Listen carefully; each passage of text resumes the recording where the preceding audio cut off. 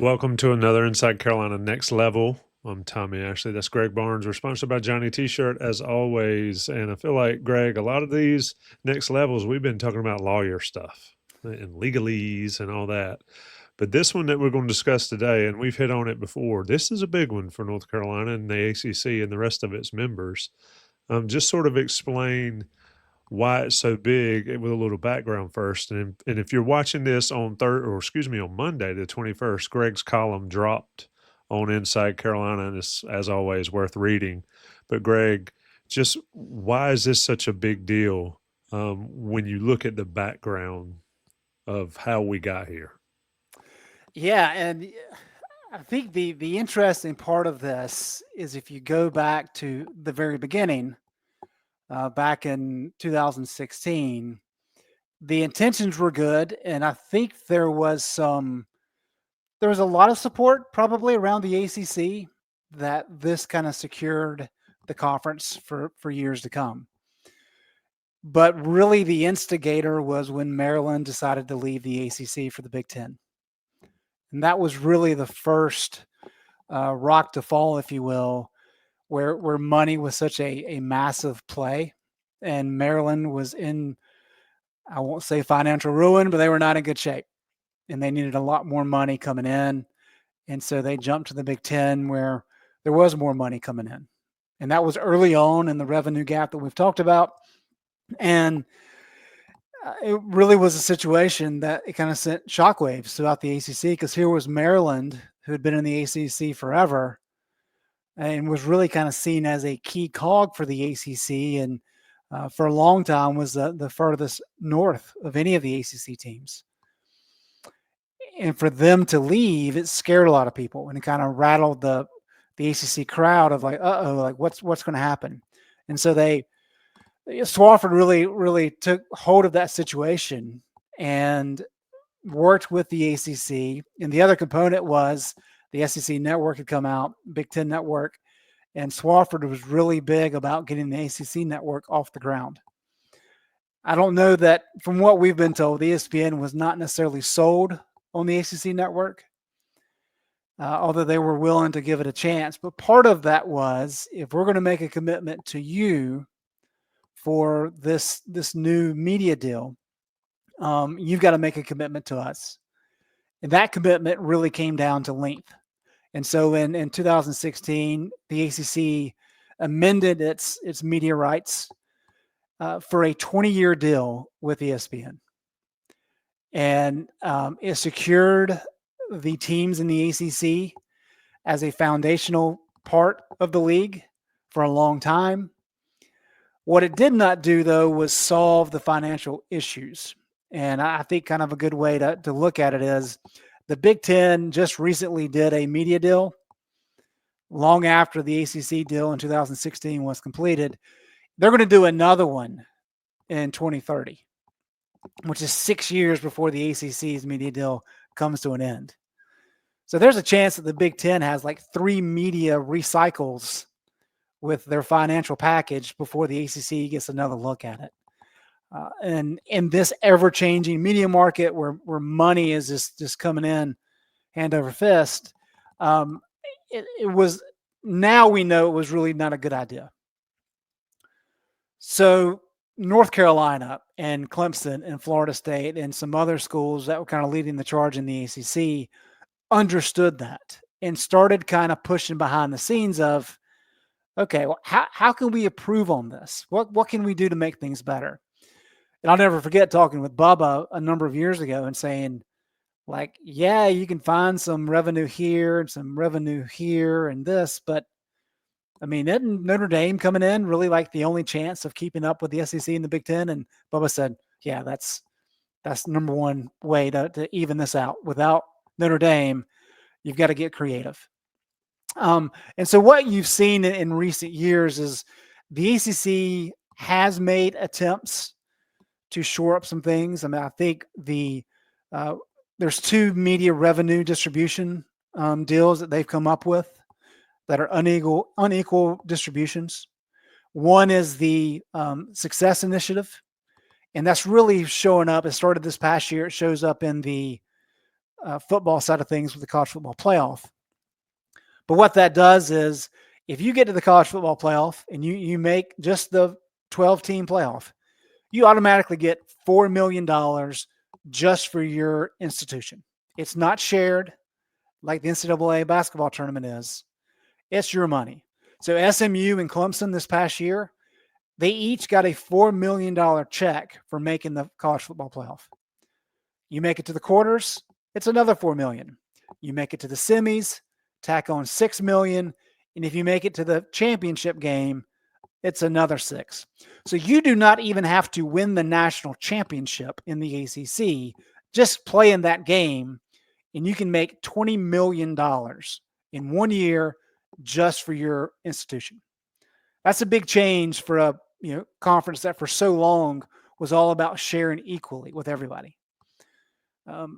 But we still get to this situation where there was not enough being done. And so in December 2023, Florida State sues the ACC, says the exit penalty is unfair, and some other gripes that they did not like. And then 2 months later, Clemson decides to file suit. And Clemson was a little bit more demure in how they handled their approach. And Clemson pretty much said, we're really just looking for clarity. Like when Florida State sued the ACC chose to sue back. But they didn't ask any of their member institutions if they could do that. They just did it unilaterally.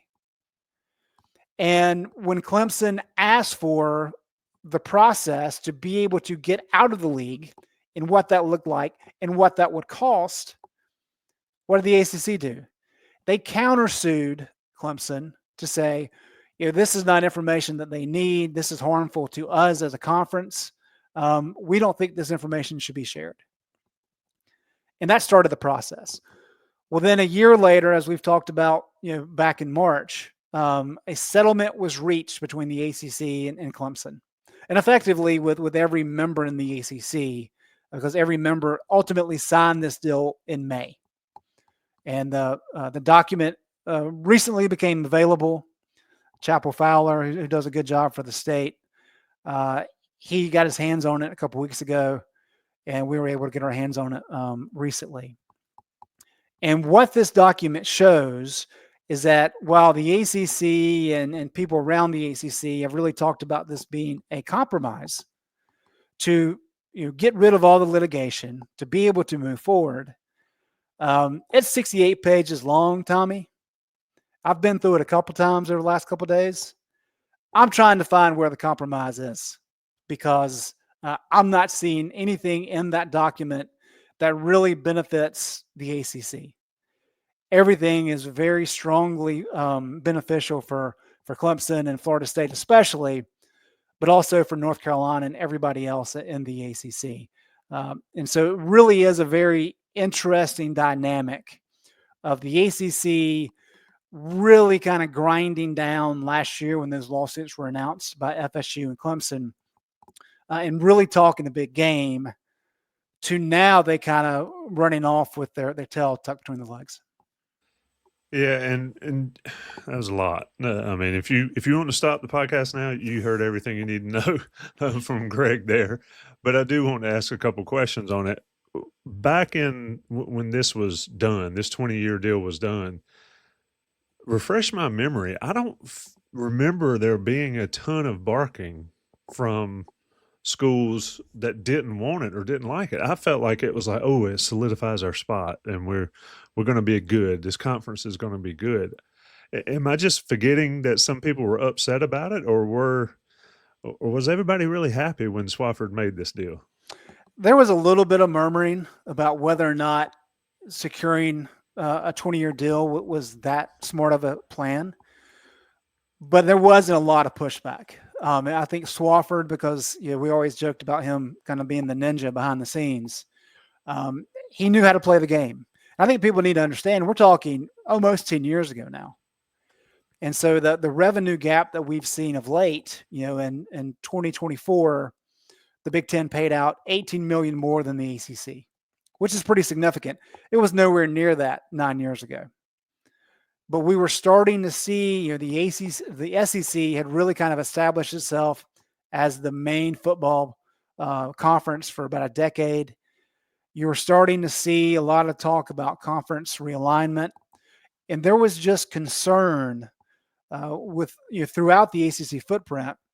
What's going to happen to the ACC moving forward? And instead of the ACC being proactive and going out and grabbing people, we saw the Notre Dame deal, which I've never been a fan of, but that brought the Notre Dame in to where if they were ever going to join a football conference, it would be the ACC. It had to be, right? I don't think anybody really thought that was ever going to happen.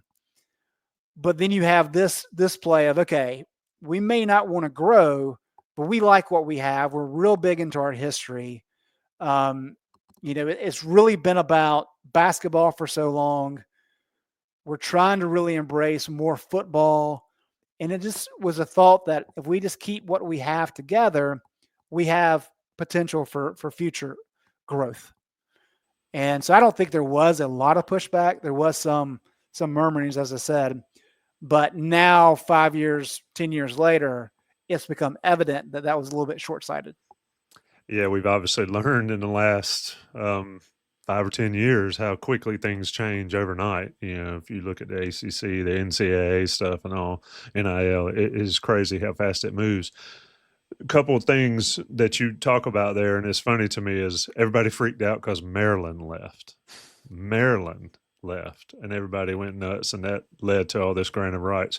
But then also you mentioned, and I think this is where the ACC royally screwed up personally, is when they let Notre Dame come in as non-football, but then they let them in that year and participate in the football thing. I knew you were hot about that when that happened, but a lot of people thought it was a great move, and it was a potential move to push them forward to full membership. And Notre Dame just sort of played the conference pretty solidly, Greg. For sure. And Notre Dame has done that for a long time. And I think it's easy to think that, well, we've got Notre Dame, we've got their brand, that's going to be beneficial. And Notre Dame has some good athletic programs. But what makes Notre Dame is its football program. And just because you have a few games where, 5 games a year where your conference is playing against the Fighting Irish, it helps a little bit, but it doesn't move the needle. You need Notre Dame to come in wholeheartedly. And I do think this settlement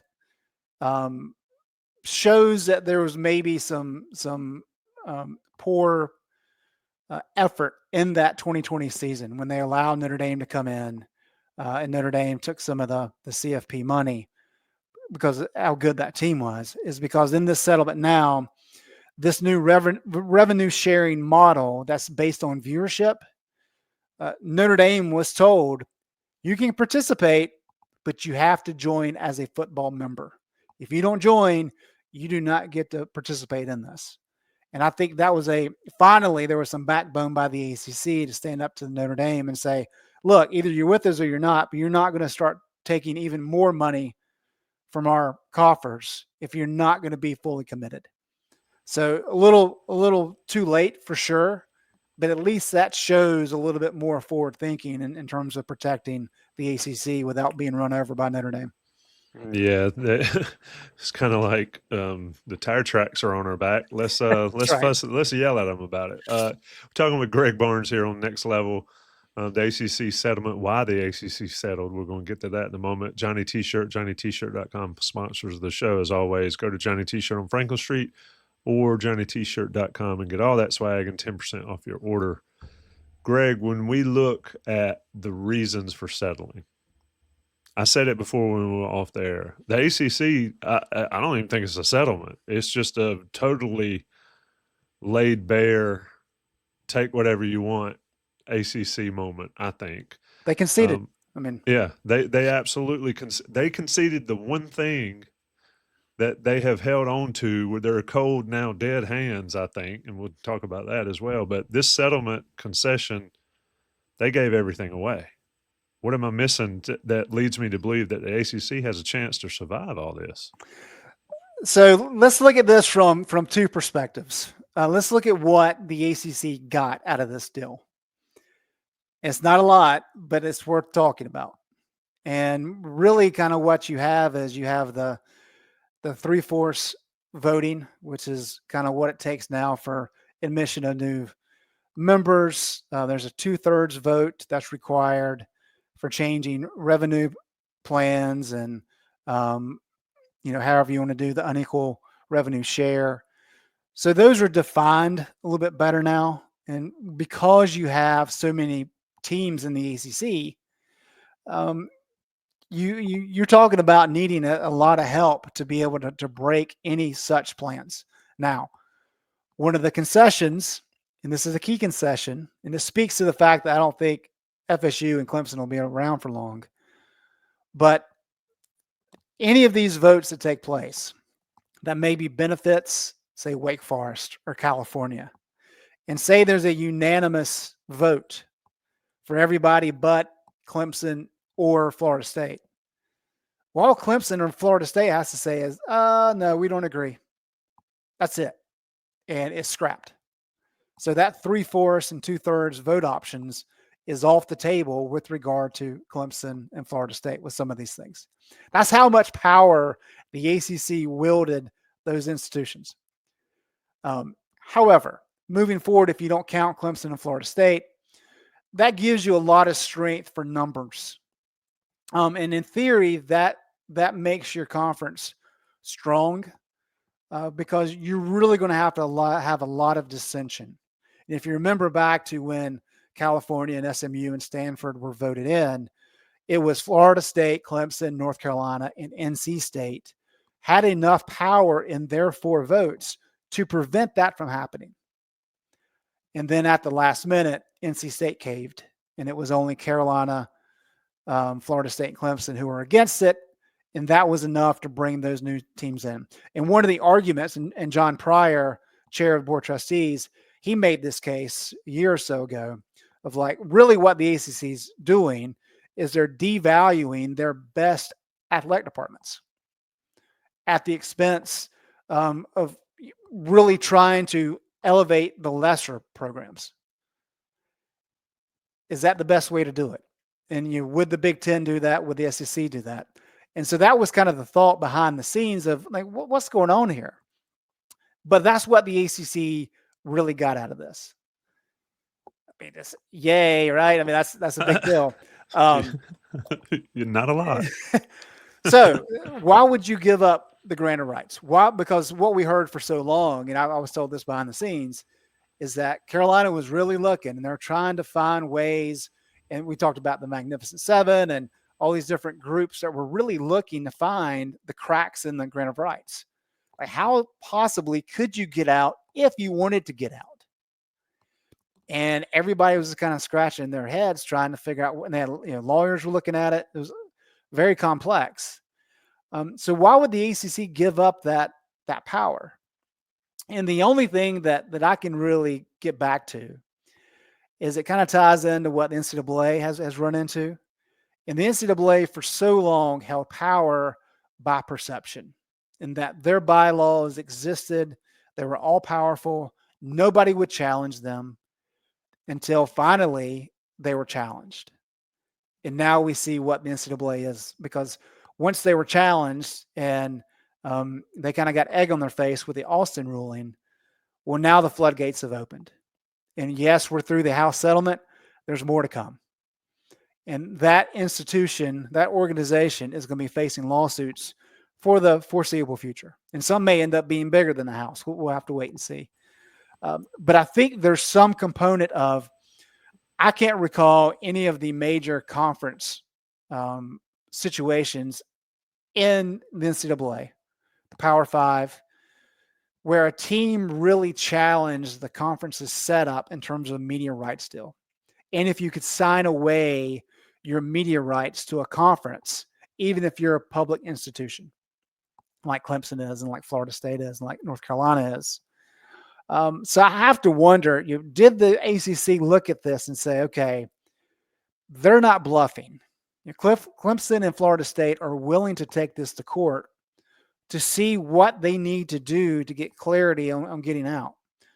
And when you go to court, what if a judge says, yeah, I don't think the grant of rights is is legal the way it's set up. I don't think this is how this should take place. Are you willing to concede a little bit to allow maybe Clemson and Florida State and then potentially North Carolina, whoever else, an exit?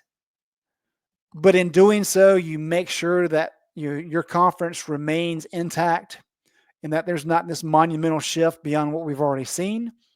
Or do you take it to court and risk a court saying that grant of rights is not legal, antitrust, whatever it may be, and that disrupts everything nationwide, and especially your conference?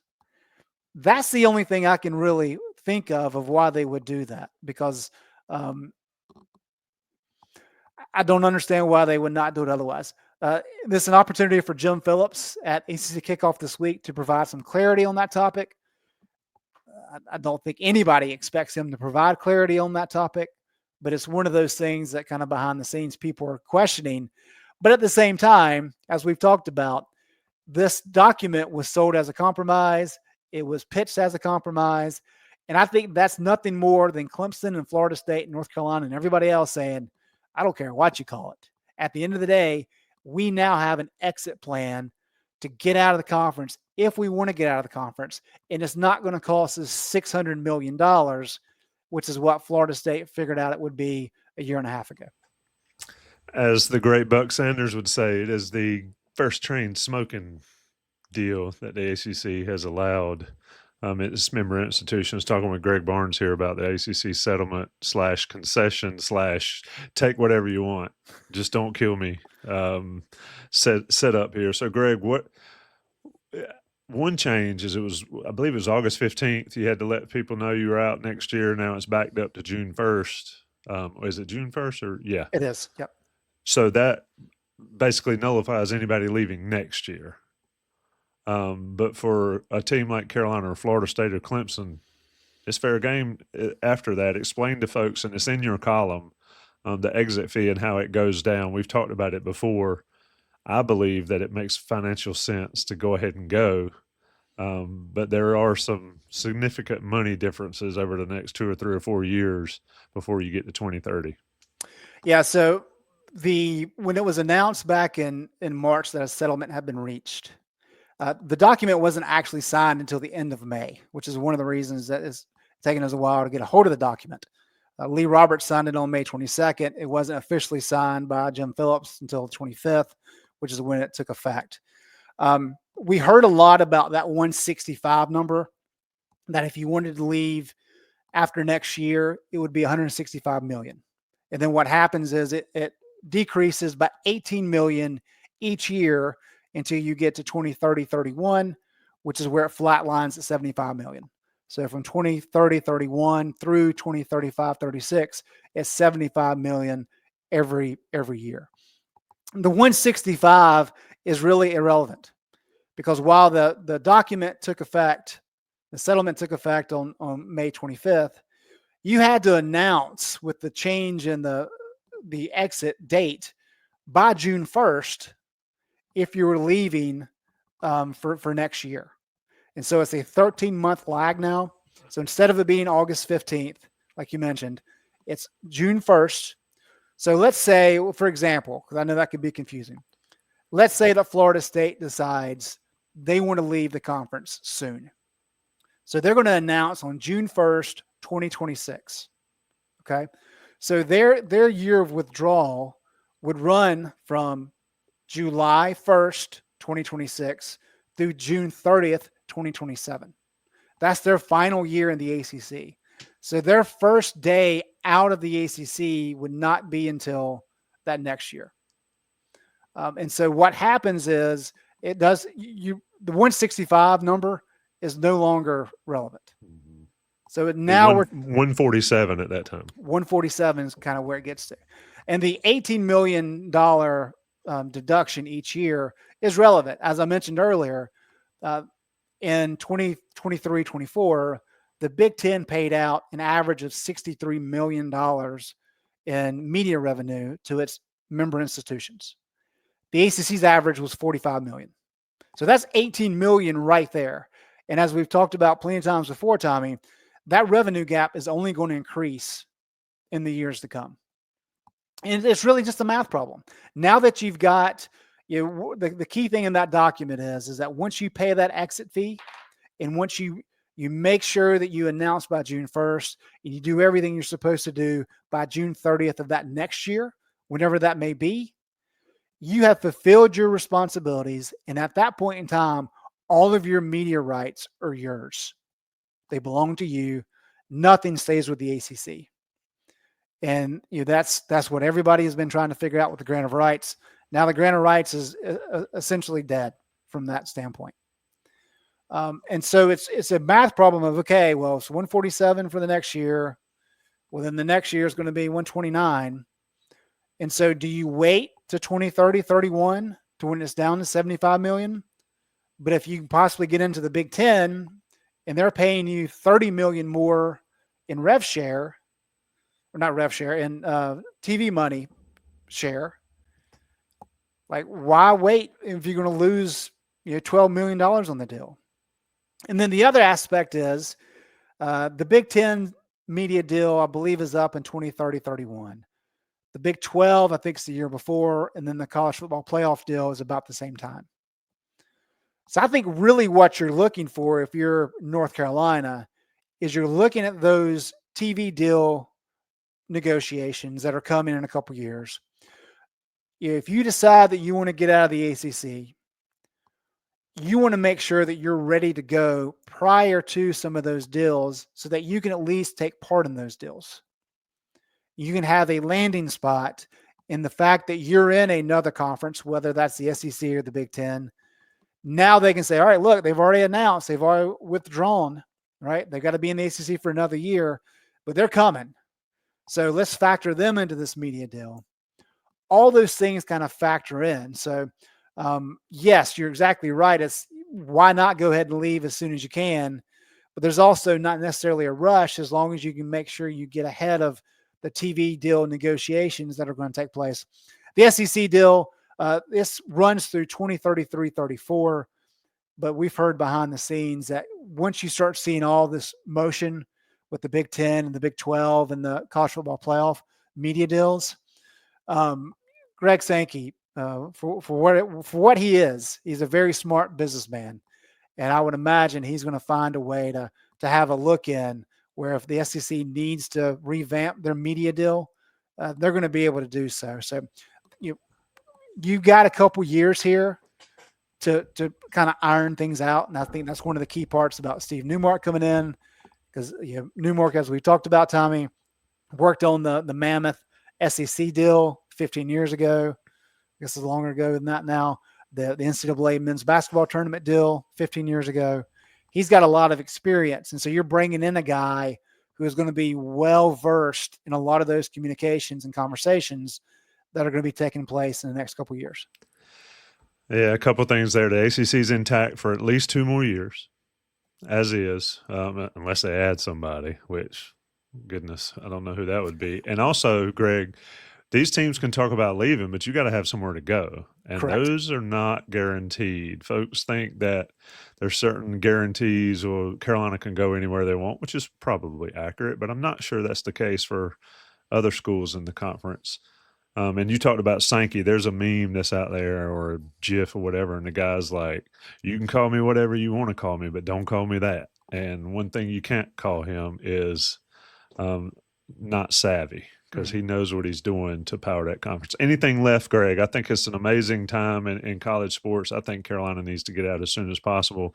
But as we've just discussed, it'd be at least 2 years here standing on July 21st of 2025. Jim Phillips, I think, talks to the media on the 22nd, Tuesday on the 22nd at the ACC there. Of course, Inside Carolina will be covering everything, but especially Carolina's Day on Thursday. Anything left, Greg, on this topic alone, at least for the moment of time we're in right this second? Is there anything left we haven't discussed? Well, I think the one thing that the people need to understand, and we've kind of laid this out, but when you look at the new revenue share model for media, it's based on viewership.